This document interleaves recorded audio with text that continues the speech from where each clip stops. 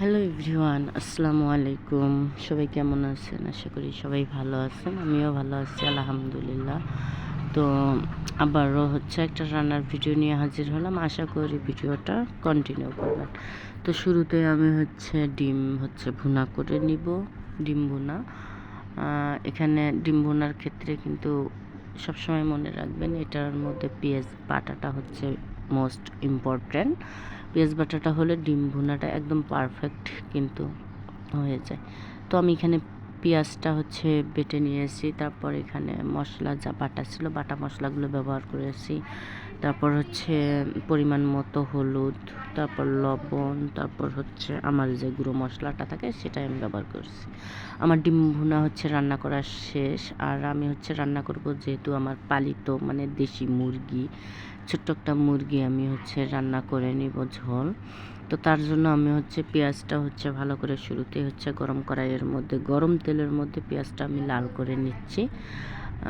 পেঁয়াজটা লাল করে নেওয়ার পর কিন্তু এখানে আমি মাংসটা ছেড়ে দিব। তো একটু টাইম লাগলো পেঁয়াজটা লাল হতে, কারণ তাড়াহুড়ার কাজ একটু যতই তাড়াতাড়ি আমরা করতে চাই না কেন, ওটা কিন্তু আমাদের একটু লেট হয়ে যায়। তো অবশেষে আমার পেঁয়াজটা লাল হওয়ার পর আমি ওখানে সব ধরনের মশলাটা ব্যবহার করি। আমার মাংস মানে মুরগির যে মাংসটা সেটা এই বাটির মধ্যে। তো এটা আমি এখন এখানে ঢেলে দেব। তো ঢেলে দেওয়ার পর মুরগিটা কিন্তু আমি পুড়িয়ে নিয়েছি। পুড়িয়ে নেওয়া মুরগির মাংসর স্বাদ কিন্তু প্রায় হাঁসের মাংসের মতন স্বাদ আসে। এটা আপনারা অনেকেই বা জানেন না, আপনারা কিন্তু ট্রাই করে খেতে পারেন পোড়া মুরগির মাংস।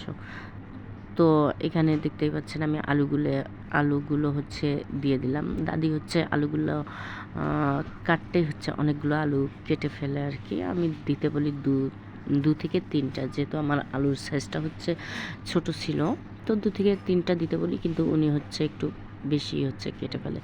তারপর কোনো সমস্যা নেই, কারণ মাংসের সাথে আমার পরিবারের সদস্যরা কিন্তু আলু খেতে পারে। আর মোস্ট ইম্পর্ট্যান্ট কথা যে আমার বাসায় আসতেছে আমার ভাগ্নি, ও কিন্তু মাংস সে আলু ওর একটা পছন্দের খাবার আর কি। তো তার জন্য বিশেষ করে রান্না করা।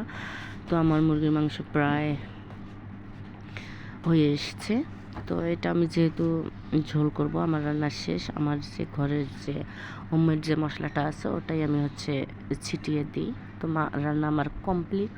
আপনাদের ভিডিওটা কেমন লাগলো অবশ্যই জানাতে ভুলবেন না। আর কে কোথা থেকে আমার ভিডিওগুলো দেখেন সেটাও কমেন্টে জানাতে পারেন। আজকের মতো এই পর্যন্ত। সবাই ভালো থাকবেন, সুস্থ থাকবেন। আল্লাহ হাফেজ।